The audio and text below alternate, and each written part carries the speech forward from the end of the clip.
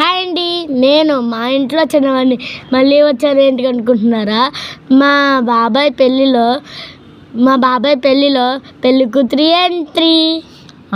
పెళ్లి కూతురు ఎంట్రీ అంటుంది. ఇక్కడ చూస్తే కర్రస్వామి ఏంటి అనుకుంటున్నారా?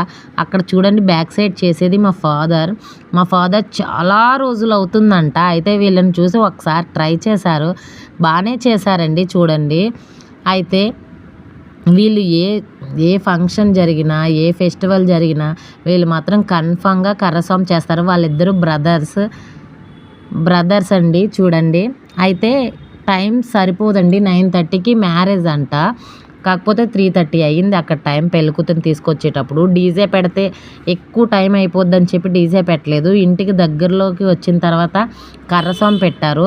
దారి మొత్తం మాత్రం మందుగుట్టు సామానం పేల్చారు. ఇలా సింపుల్గానే చేశారు, ఎందుకంటే టైం లేదు.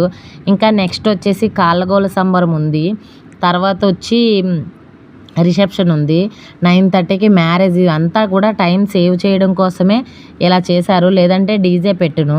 చూడండి, ఆయన మా మావయ్య అవుతారు. 2 చేతులతో ఎలా తిప్పుతున్నారో.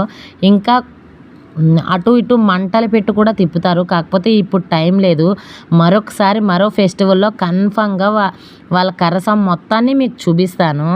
అయితే ఇప్పుడు మీరు చేయాల్సింది ఏంటి డాడీ? ఏం చేయాలి చెప్పు? లైక్ చేయండి, షేర్ చేయండి, సబ్స్క్రైబ్ చేయండి, బెల్ కొట్టండి. బెల్ అంటే స్కూల్ బెల్ కాదు, సబ్స్క్రైబ్ పక్కన ఉంటుంది.